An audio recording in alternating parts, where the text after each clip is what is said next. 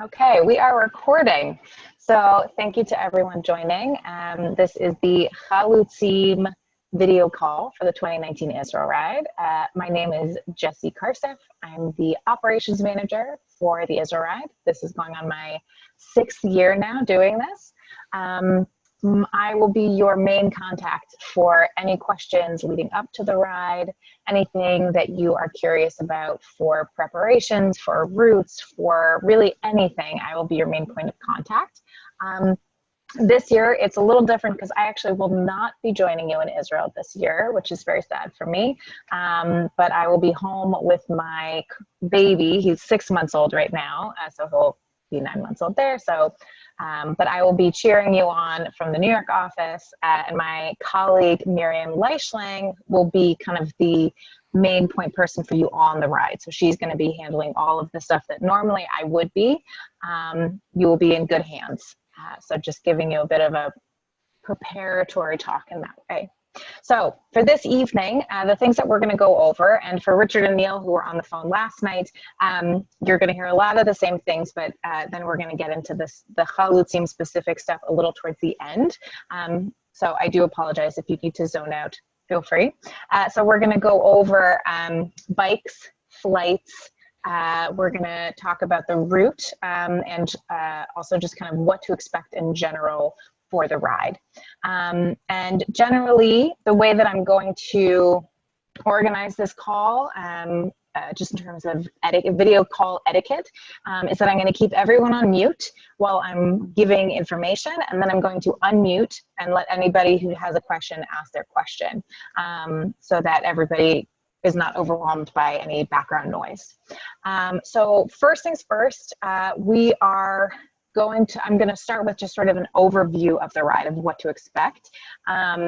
So day to day. So we're going to start in Jerusalem on Tuesday, November 5th. This is a orientation day, a preparation day, getting your bike situated. You're going to check into your hotel.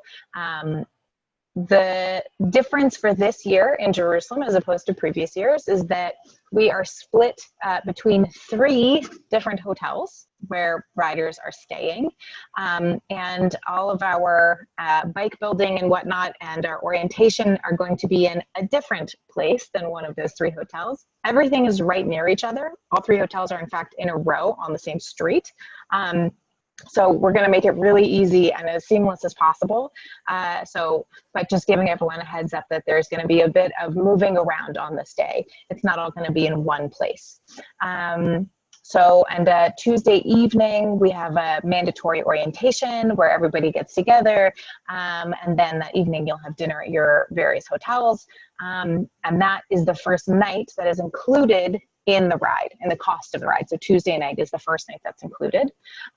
We will be emailing everyone ahead of time with what hotel you're going to stay at and the detailed kind of orientation day schedule. So I won't get into the details now, but we'll be emailing you ahead of time with that information. So Wednesday morning, we wake up and we're actually going to bus people out of Jerusalem to your various starting locations. The traffic is just a little bit too crazy for people to ride out of Jerusalem itself. So we actually are from the hotel itself. So we're going to bus people to various locations for their start. And you're going to ride from there. Everyone ends in the same hotel in Ashkelon that evening. It's a really funky hotel. It's shaped like a big egg.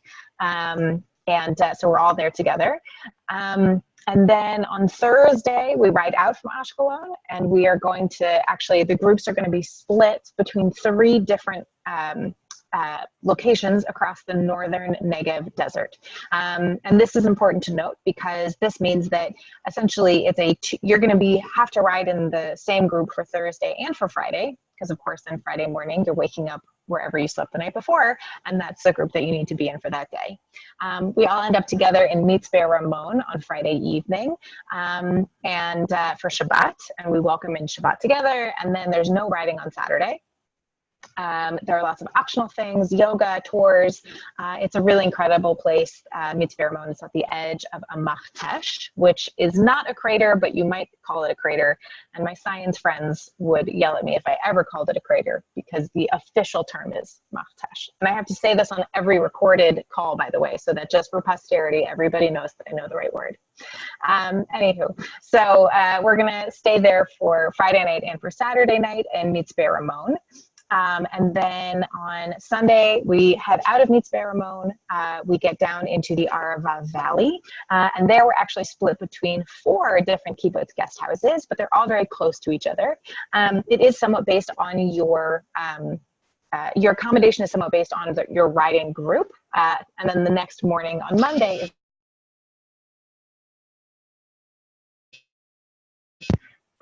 is the last day of riding, and down into Eilat. And so Monday evening is the last kind of day of stuff. And that's when we get to Eilat and we have a big closing ceremony at the pool, and it's a lot of fun. And Tuesday, November 12th, is the last official day of the ride. And that is because it's sort of a travel day. That's when, let's say you're going to go on one of our tours that we offer after the ride, or you're going to take a flight. And I'll talk about flights in a minute, but that's kind of the general overall structure of the ride. So we say that if you can, arrive at least a day before the ride starts, just to give yourself a chance to acclimate to the very long travel that you will have to take. We recommend it. Any hotels before or after the ride, you are responsible for booking. And if you want to try and book a room at one of the starting hotels in Jerusalem, you'll have to contact the hotel directly. And then you can let us know if you were able to book one of those rooms, and we will try to make it that you don't need to then move your room or move hotels for that Tuesday. So just keep us posted. So I will unmute. It's a photograph. All right, so everyone is unmuted now. Hello. I think we also have one person on the phone. Howie, is that you on the phone? Howard. Yeah, that's me. That's me. I'm about to log in on video. Oh, fantastic. Okay. Howie Rodenstein, who is about to log in on video, is the founder of the ride and chair of the ride, and he'll talk a bit more in a bit about the route and what to expect for Chalutzim. So any questions just about scheduling or kind of the overall structure of the ride?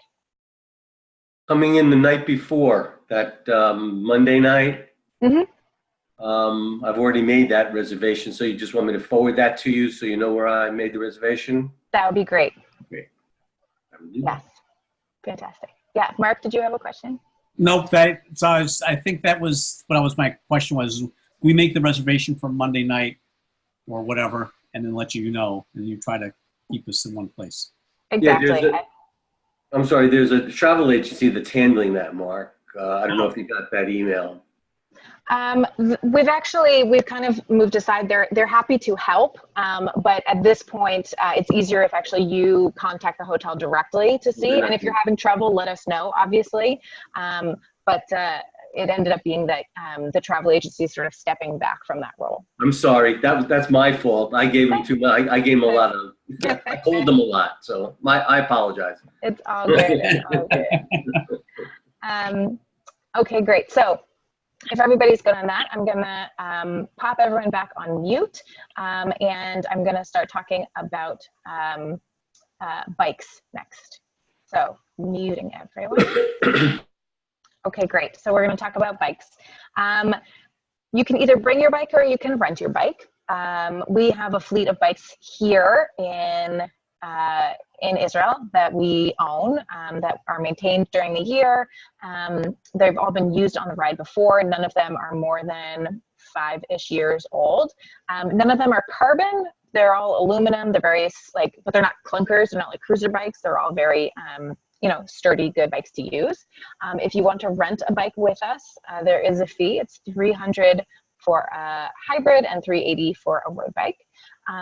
And if you want, you can also bring your own seat, your own pedals, any accessories like mirrors or things, and we can put those onto your rental bike for you. If you want to bring your bike, and at this point, many people have heard me say this, but if you want to know if you should bring your bike, I say if you have a relationship with your bike at home, you should bring your bike to Israel.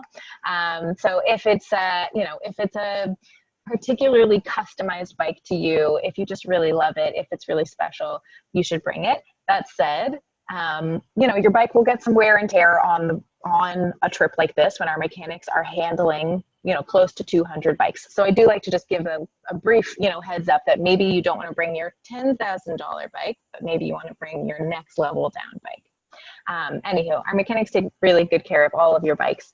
We just like to give a heads up about that. So for bikes, if you want to bring your bike, we provide a service. It's $110, and essentially it handles all the storage and transportation for bringing your bike to Israel. So that means that when you land in Israel, you're going to call a number that we give you ahead of time, and it's for the storage company that we contract with at Ben Gurion International Airport, and this also means that you need to have a working cell phone in Israel with data, not just with Wi-Fi. And they will come and pick up your bike from you curbside at the arrivals terminal. And the thing that I like to also stress is that this is a very Israeli service, in that we in the States are used to, getting a ticket for like our coat check, like getting a receipt for something like that.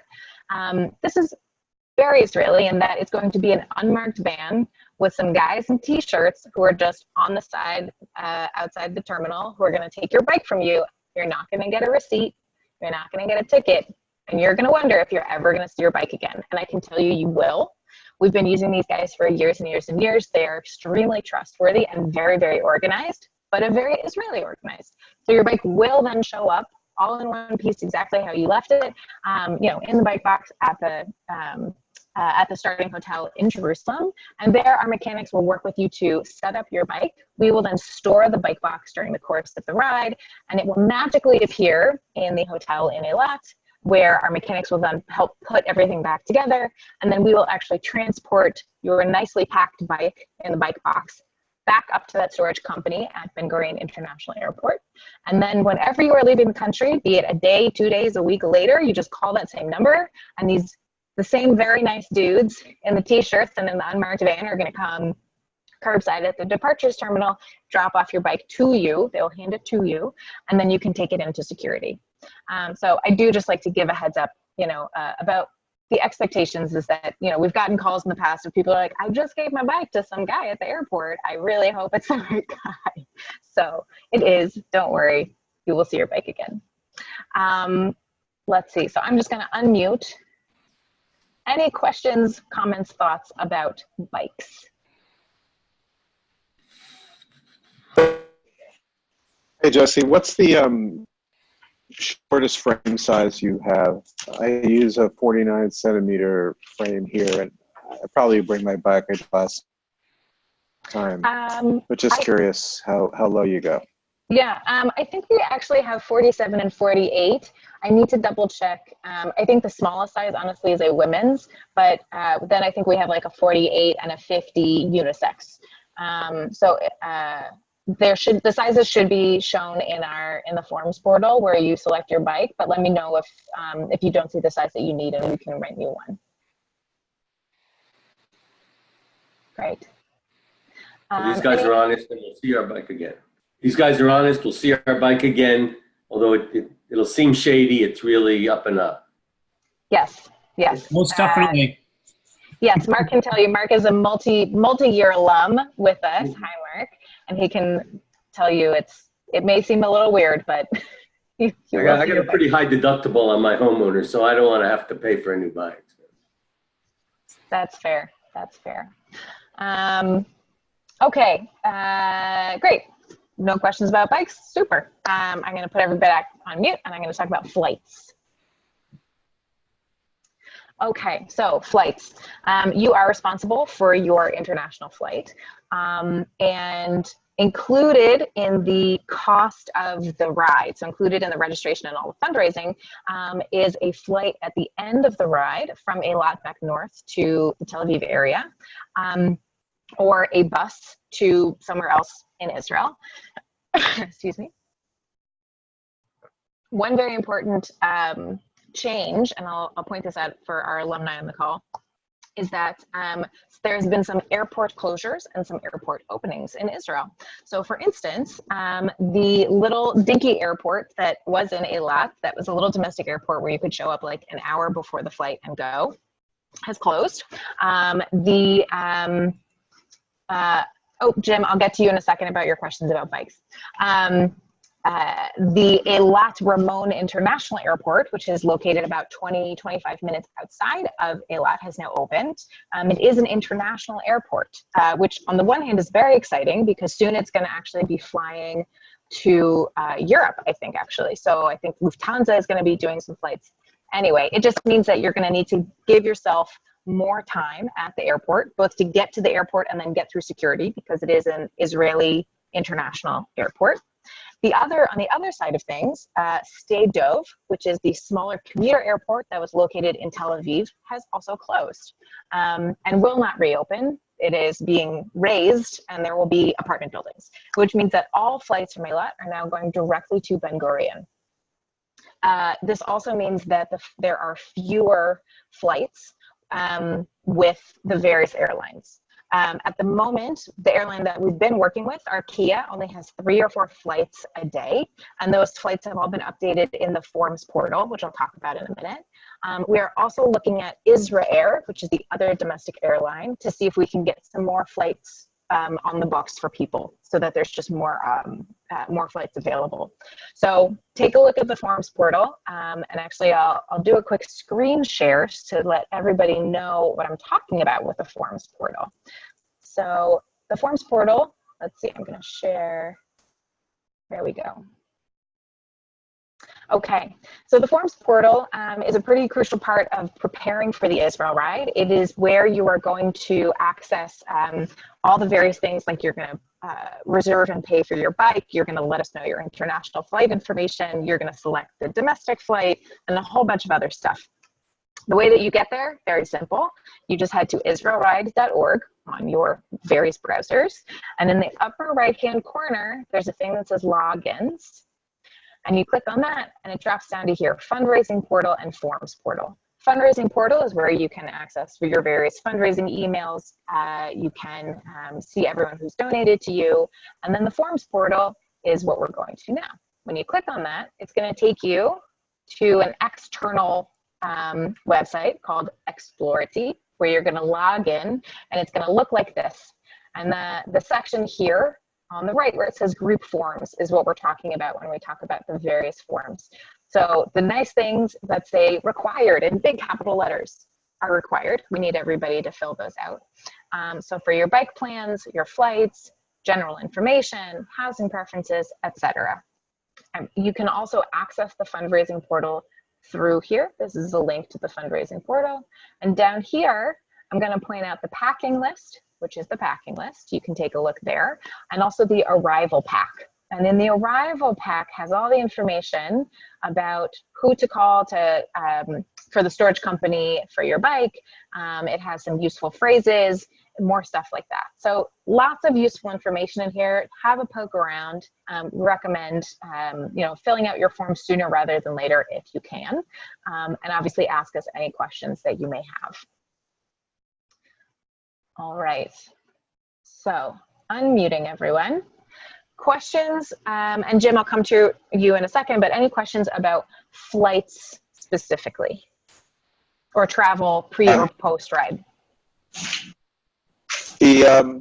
What I'm hoping to do is link back from the Arava Institute post ride trip to the flights.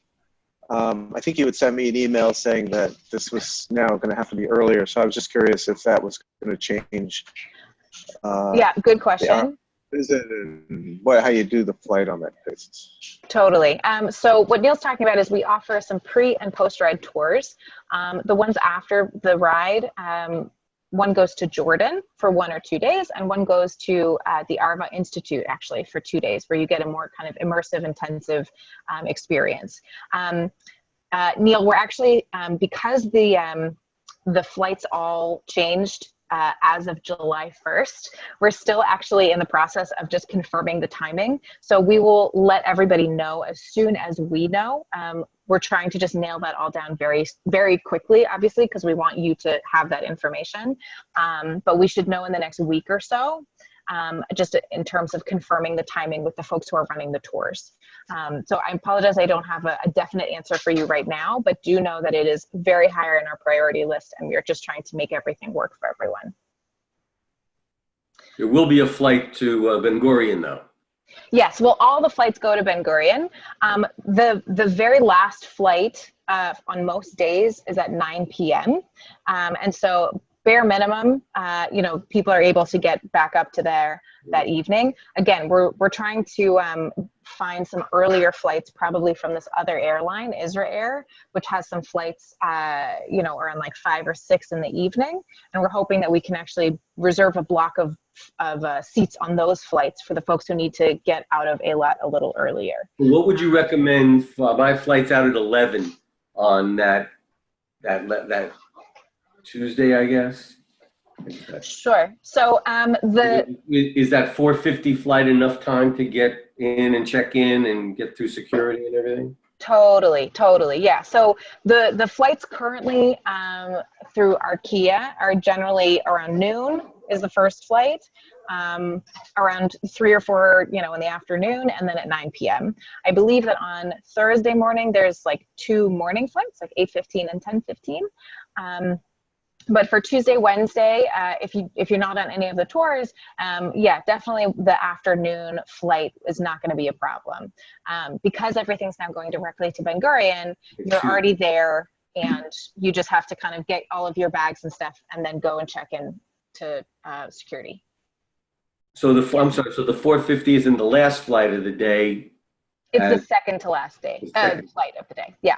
And that's the one that you should take, because the 9 p.m. will be too late. Yeah, that would be nuts. Yeah. Yeah, and the flights all last about an hour.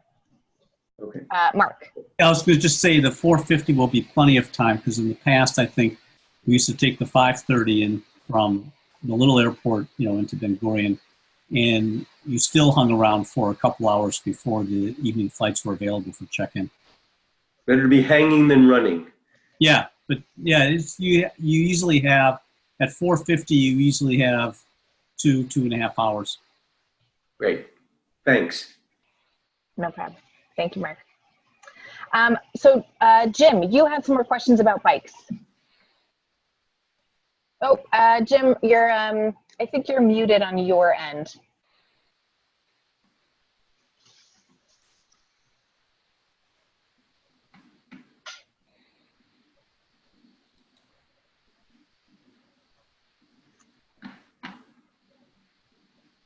No. If you're calling in via the phone, I think to unmute you click, I want to say pound. Let me check. No, I still can't hear you. Maybe like close out, hang up, and then try calling back in.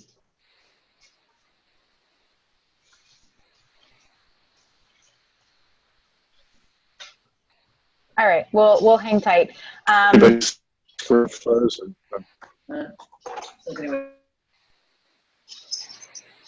Okay. Well, Jim is figuring that out, and we'll come back to Jim. I'm actually going to hand the mic over to Howie Rodenstein to talk a bit more about routes and groups and things to think about for the Chalutzim. Hi, everyone.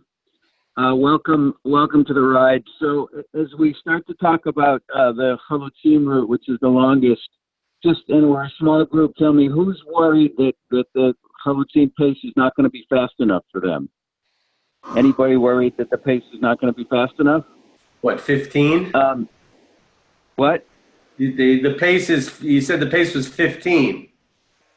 The pace, so the way we normally talk about pace is we talk about what you do on average in a rolling hill environment over, 30 or 40 miles, and that would be 15 to 17.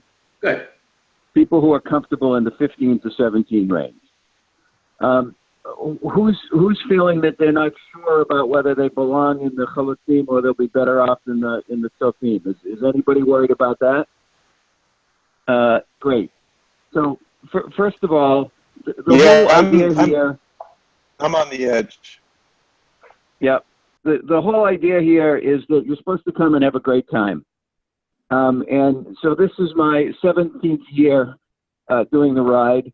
I've seen a great many people have a good time, and I've seen how sometimes people can not have a good time, and that often happens when you try and push yourself into something that's really not good for you. The really good news in all of this is that we have it set up so that if you're not sure, the first day you should ride with the Chalutzim, and you'll get a sense for what the pace is. There is always in the Chalutzim a group of people who sort of stick up front and don't have any problem with the pace. In order to have a good time and be in the Chalutzim, you don't have to be part of the up front group. When I ride in the Chalutzim, I'm only part of that up front group for the first mile or two when we leave a rest stop.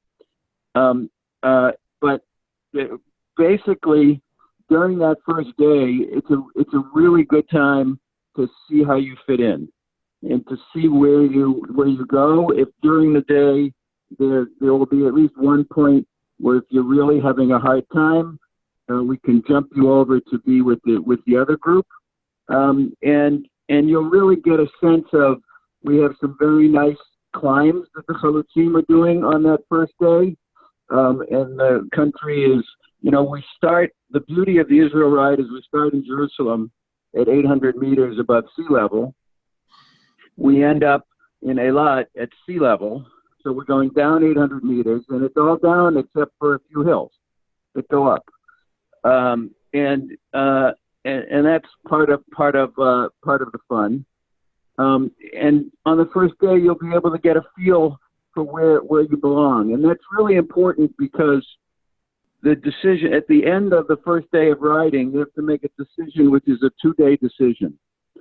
And if you're not able and not comfortable kind of keeping up, and then you don't have to keep up with the front, you need to keep up with the middle to the back. There always has to be a back, right, to everything. Then that may be 2 difficult days.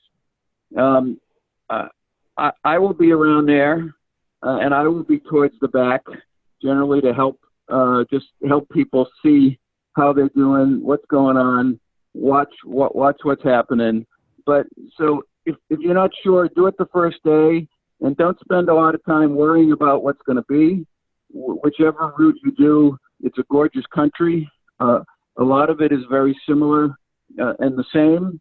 On Thursday, the route for the Chalutzim is the same route as everybody else takes, except we do an additional loop to add some miles. They go to a really nice overlook and spot. It's kind of an out and back. On Monday, I'm sorry, did I say Thursday? That's Sunday. That's Sunday where that happens. And on Monday, it's the same route, except everybody, the Tzofim and the bus up the hill that we just came down into the Arava Valley the day before, and the Chalutzim prefer to ride up a nice little hill, and then everybody rides the rest of the route the same way. The routes on Thursday and Friday are challenging and gorgeous for both groups, and the key is just to find the place where you're happy.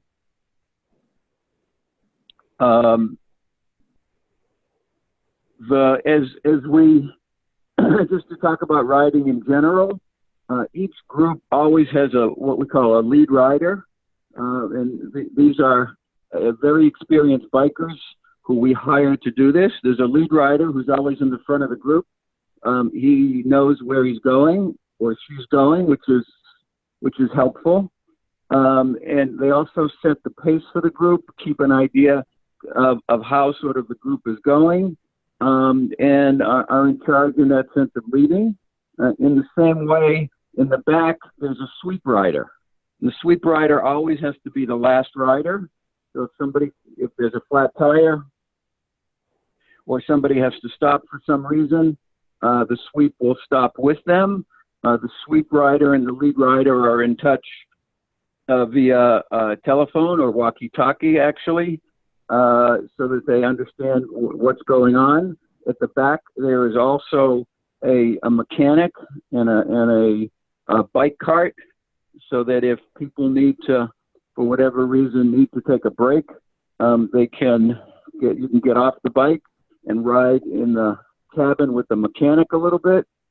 In the Chalutzim group, we actually have a bus that travels behind the group because there tend to be more people who need a break, and sometimes for longer distances. But for the Chalutzim, there will be you can get into the mechanic's van and sit with them and ride a little bit, or get picked up by a car in some sense if you need it. From a mechanical point of view, our mechanics are very happy if you have a flat tire and you want to change it, but they're also very happy to change it for you. They will have all the equipment necessary. So for those of you who love to change your own tires, you're welcome to bring whatever you want. But generally, if you get a flat tire and you pull to the side, within a few minutes, a mechanic will get there and they'll change the tire a lot faster than you'll be able to. I can promise you that. And same goes for spare tires in terms of carrying or tubes, pumps. Everything is there with the mechanics. The mechanics are really very skilled mechanics as well, with 150 plus riders, 150 plus bikes. There are always bike problems with somebody, shift problems and the like, and they're very good at making adjustments on the fly. I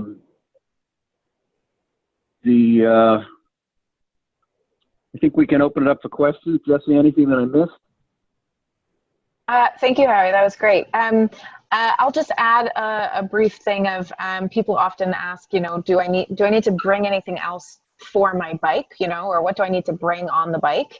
And the bottom line, bare minimum things that you need to bring are a working cell phone, so a phone that has data and can make calls in Israel and receive calls in Israel. Some form of identification, maybe a photocopy of your passport, a driver's license, any sort of, if there's any sort of health issues that we should know about, either like a health card, something like that, and water. And beyond that, we try and make it that you don't need to really bring anything else with you. And by that, I mean I guess for the Chalutzim, every like 15 or so miles, 12 to 15 miles, there's going to be a rest stop that our amazing crew actually put together. And at every single rest stop, there's going to be water, electrolyte powder, snacks, dried fruits and nuts and everything, sunscreen, shade, bathrooms, excited people who are going to give you thumbs up and high fives because you're doing a great job.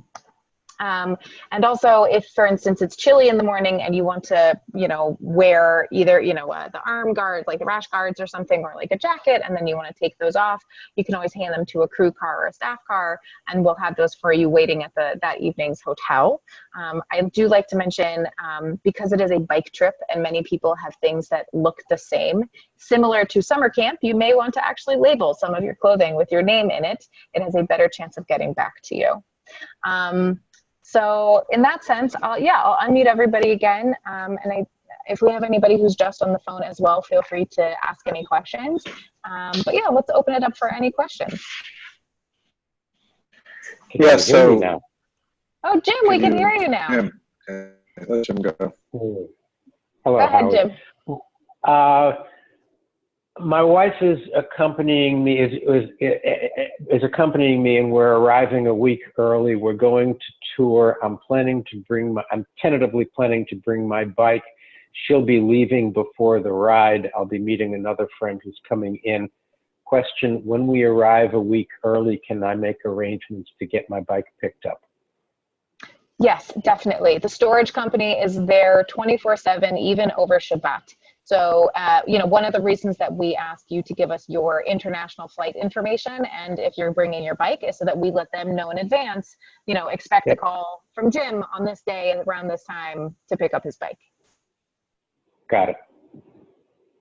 I think that's it for now. A lot has changed in the last 11 years, I guess.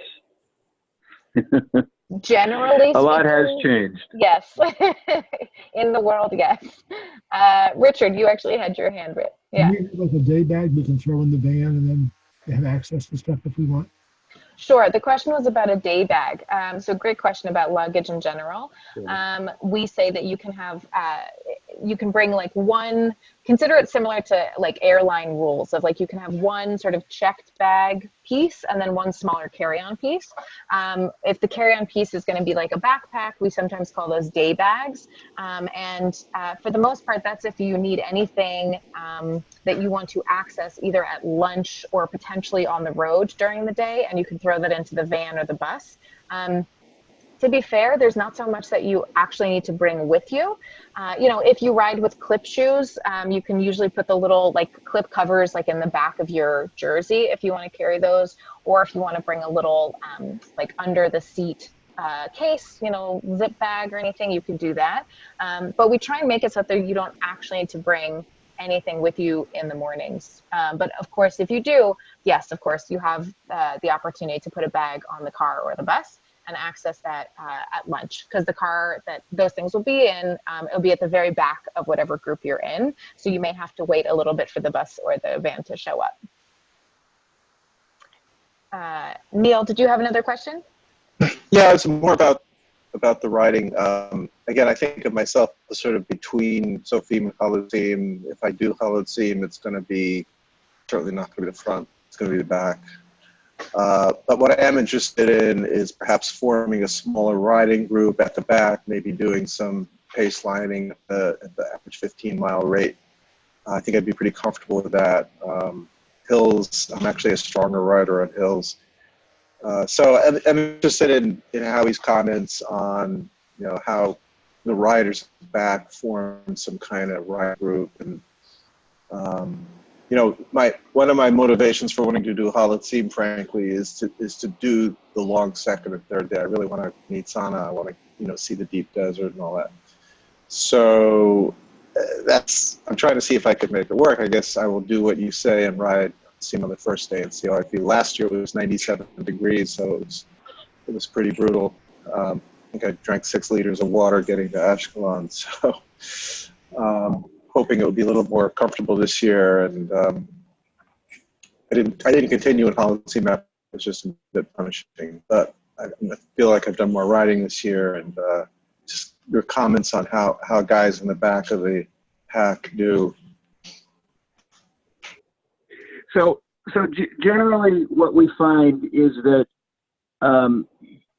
you'll think that there's only 10 or 15 people on the ride at some point, because you'll end up riding with the same 10 or 15, bumping into the same 10 or 15 people a lot during the course of the day. And that goes for whether you're in Chalutzim or whether you're in Sofim or whichever group that you're doing, because you tend to get together with people who ride at similar paces to you. Sometimes people come together and form little riding groups. A lot of that is determined by who the people are, and if somebody takes a little bit of initiative to set it up and do it, the ride on Thursday, or the ride on Friday along the Egyptian border from Nitzana is absolutely gorgeous. There's some significant hills, but overall it's not that long and not that far. And the worst comes to worst if you on Thursday, the Thursday ride is long, It's generally, it's a little over 90 miles. And the last 20 or 30 miles are generally difficult because there's a headwind. But nobody says there's anything wrong with getting sagged and not riding the last 20 miles if you're tired, or the last 30 miles if you're tired. Sometimes you may end up going, being in a car or a bus that's going at the same speed as the riders, so you're not going to get Ubered right to your spot. But so there are options to do that, and I think yes, last year was very much out of character in terms of the first day being so hot. Although if you think last year was hot, 6 or 7 years before that, we were at 108 degrees on the first day, and then gorgeous weather the rest of the week.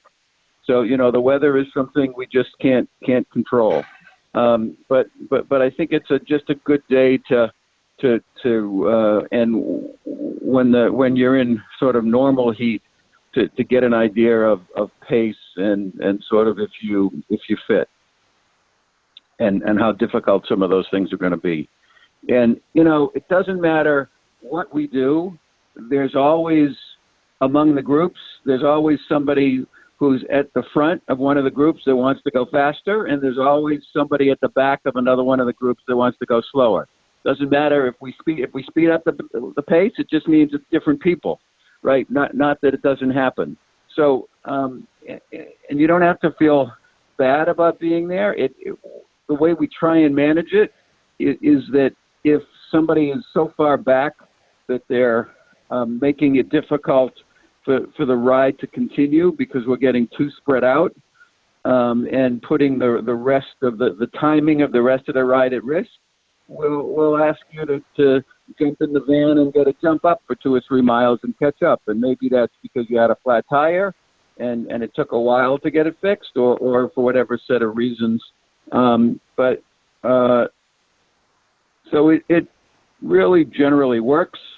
The talk I'll give on Wednesday night for people who aren't sure whether they can deal with the distance, I'll say if you're one of those people who's decided you're riding every single mile no matter what, and it'll be a failure for you, if you have to get in a car or a bus for 10 minutes or for 5 miles, then be careful about making the decision. But if you're there to have a good time and enjoy yourself and do the things you want to do, and you're not worried about getting in a bus for 5 miles to catch up, if that's what needs be, come and see the gorgeous spots along the Egyptian border.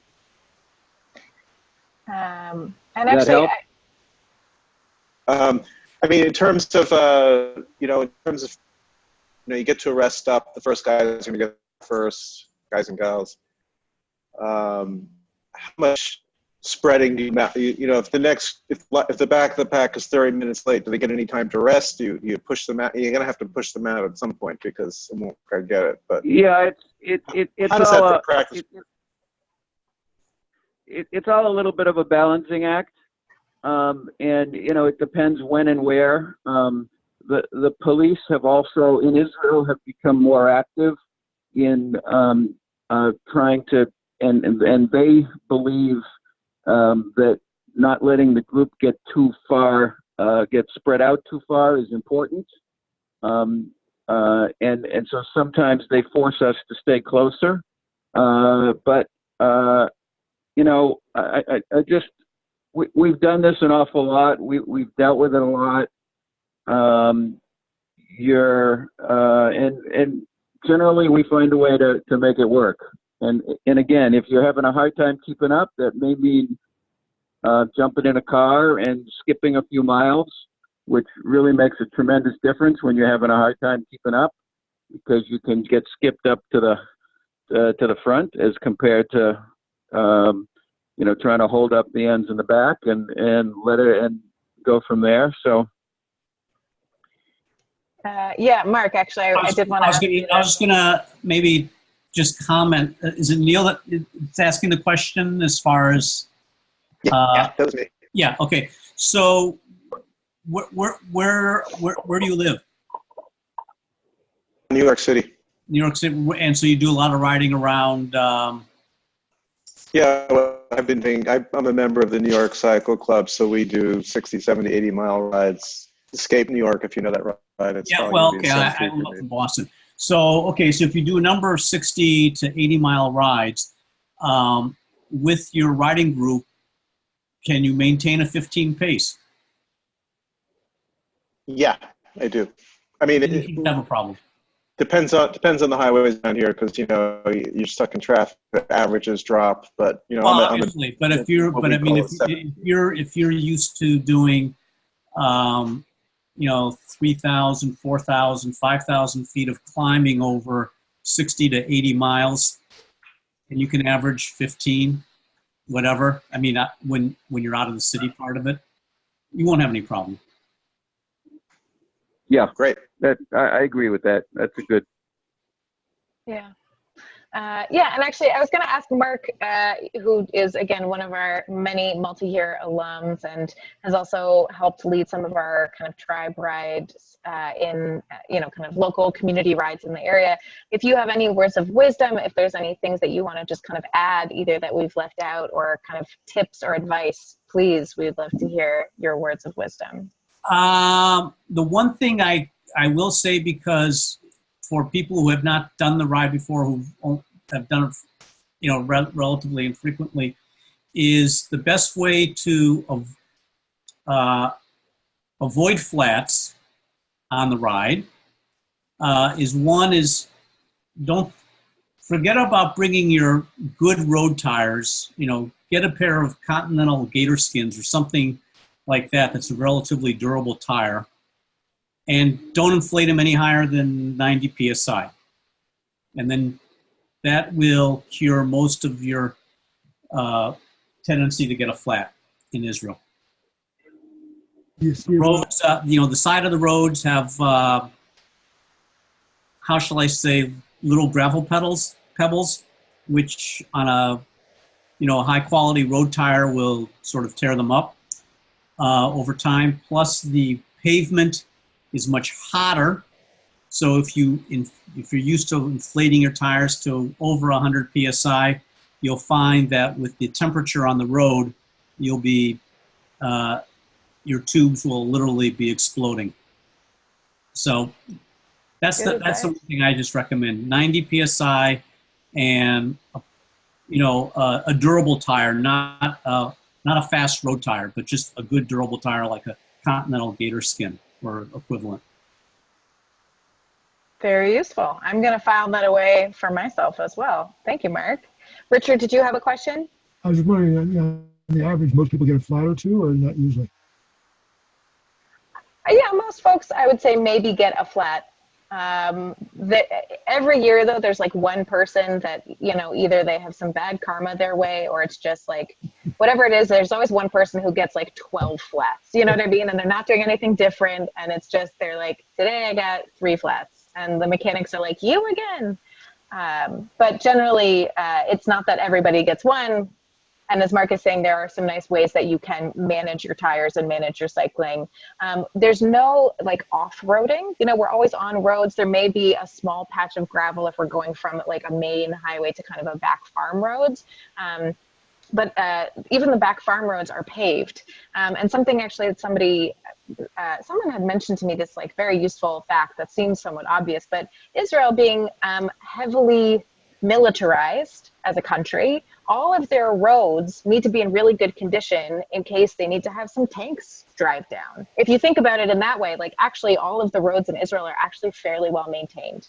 And we're never on like a major highway, but we're sometimes on roads, on the shoulders that maybe we have to go single file occasionally. But for the most part, you're not gonna, like once we get out of kind of the Jerusalem Ashkelon area, there are very, very few cars. And the roads are nice and wide. The shoulders are nice and wide. As Mark mentioned, there may be some gravel here or there. That's just because, the nature of the desert is that dust shifts in the wind. But for the most part, you're going to have some really lovely, like easy, wide stretches of road to cycle on. Any other questions, comments, concerns? What do folks do for their training when we hit into the fall when the weather gets crappy and it's raining? And what do most folks do? Just Gore-Tex up and just keep pounding, or go to the gym and spin? Or what's the suggestion for the fall? Where do you live? Seattle. Seattle? It'll be wet.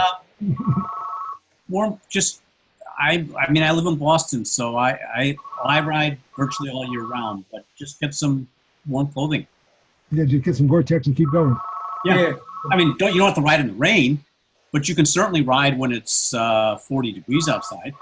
Well, in Seattle, it's going to be raining a lot. I mean, October, it can rain every day sometimes. Yeah, well, okay, so it depends if it's a heavy rain or if it's misting. So, yeah, but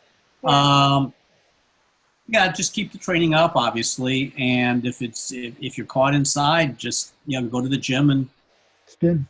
I put my bike on my trainer in my home office and ride there. Put in a couple hours, looking out the window. Great. Watching the weather. And there's some one of the things. I'm sorry, go ahead. One of the things it didn't come up is clothing and sort of weather. As many of you know, Israel is known to have summer and winter, and doesn't have spring and fall. But the bike ride is right at the place where summer is changing to winter. So basically, sometimes, which really translates into fall. So we don't know whether we're going to get summer or winter weather. Summer weather is hot, and winter weather can be wet. Not like Seattle wet. But so sometimes in the morning, we could be in the 60-degree range in the morning, early in the morning, even a little bit less. If you want to have whether it's you have a riding jacket or sleeves, if you're sensitive to that stuff, and you can peel it off during the day, we also could easily have 80-degree weather in the morning. During the day it warms up. It's the season where we could hit some rain in the Jerusalem area on the first day. In general, once we get beyond Jerusalem, if we've ever had rain, it's been drizzle that only went for a short period of time. And so, I wouldn't say you need to worry and bring rain gear, but again, some people are more comfortable being out in the elements, and some people are less comfortable that way. Yes, and I'll in addition to that, I'll mention, every day that we ride, we only ride because we get the go-ahead, the permit from the local police and military. And so both either from a weather perspective or another sort of safety perspective, they only let us ride when things look good. If there's rain even on the horizon, they may tell us not to ride. Last year, in fact, was the first year, I think ever, and Howie, correct me if I'm wrong, but I think ever that the police, in fact, revoked our permit for a day because there was flash flooding in the Negev. Of course, where we were, it was stunning, beautiful weather, and we weren't allowed to get on our bikes. But there were, in fact, some flash floods. There were some deaths down in the kind of South Negev, but the police basically said, can't ride, sorry, no way. And so we are at the mercy and the whim of the police and the military, and to their credit, safety is their number one concern as well as ours, and so we are happy to abide by their rules. Every year, every day is a crapshoot. For the most part, though, it should be fine. Last year we had just some wild weather that was completely unprecedented, but for the most part we have good weather. It'll be nice, and we're excited to get folks on their bikes. I'll also mention in terms of just daily schedule, we try and get folks on their bikes, no later than 7:30 in the morning. Lunch is usually around 11 or 11:30 in the morning, and then we get you to your hotel no later than 3. It's also primarily because your rooms may not be ready before 3 in the afternoon, just from a hospitality perspective. And then it's also generally actually the hottest closer to the 2 or 3 hour, 2 or 3 in the afternoon anyhow. So we try and get you on the road, get most of your cycling done before really, really the heat of the day. And then you'll be able to get to hang out and relax and everything for the evening. Also, every evening we do have what we call them our briefings, where we actually go over what to expect for the next day. It's also a nice way to just get everybody back together to kind of have a nice community feel. Remind yourselves that you're actually on a program with 160 of your closest friends, and get to see everybody from the different groups and touch base. Everyone will have dinner together, etc. So that's kind of the general structure of each day. So we are coming up to the hour. It seems like folks are kind of, if you have any other questions or anything. Oh yes, Stu, go ahead. Are minyanim scheduled morning, evening, anytime during the day? Great question. I wouldn't expect it lunchtime, but sometime either morning or evening. Sure. So all of the minyanim during the riding days are actually organized by the riders themselves, by you guys. What we do is actually on Tuesday during orientation day, we actually have a time where anybody who, for instance, either needs to say Kaddish or is happy to participate in a minyan, any of the above, can gather together so that you all know who each other are. And then actually on the schedule for every day, we will note, if there needs to be a minyan, generally in the evenings, I would say, we'll note the designated location, and that, whoever needs to be there will be there, and that you guys will lead that yourselves. The only time that services are a little more organized is over Shabbat, where actually we'll have multiple Shabbat services for various religious orientations, we'll say, or Jewish religious orientations. And those will be, at either a community center or a synagogue or something like that. But we actually take care of organizing those, still for the most part led by participants on the ride, because we actually have a fair amount of clergy who come on the ride, or prayer leaders of other respects. But we make sure that, both with the help of our participants and our staff, that if there needs to be prayer services, that they are available. Should we bring our own siddur?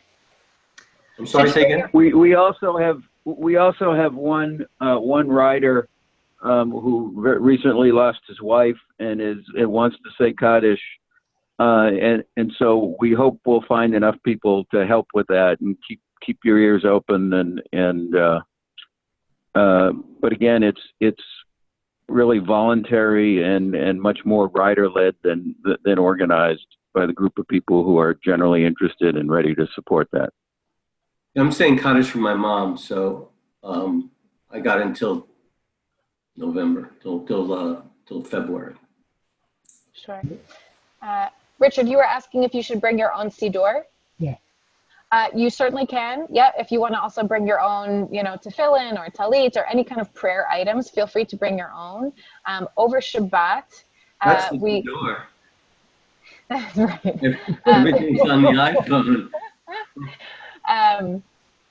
Feel free to bring any other prayer items besides our holy item, the cell phone.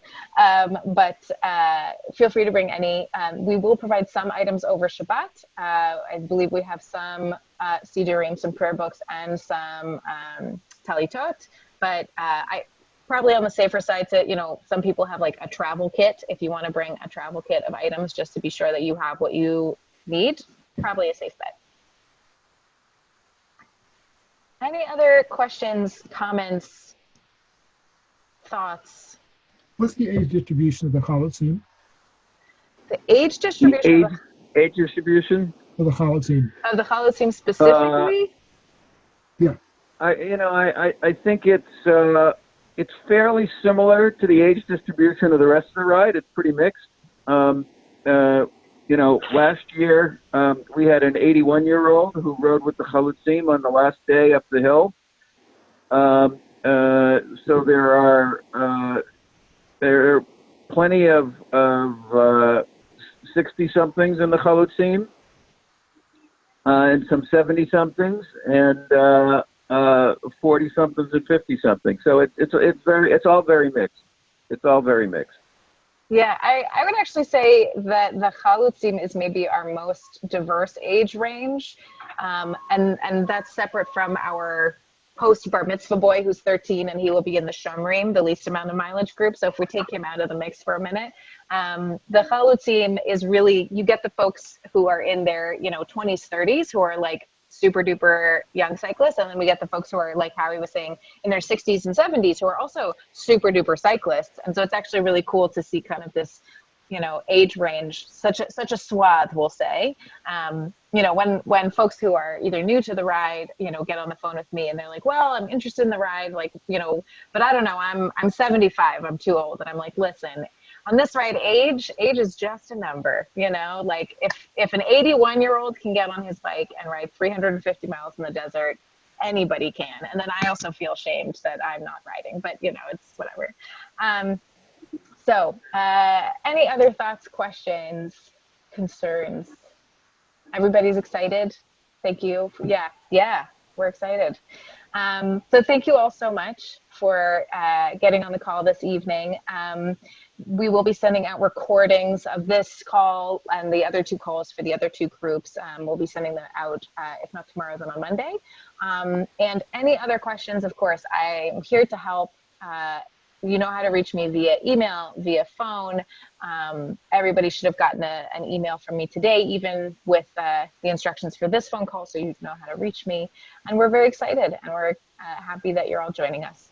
So have a wonderful rest of your evening. Thank you all so much. Talk to you soon. Thanks. Thank you. See you soon. Bye. Thank you. We'll make it happen. Kol hakavod.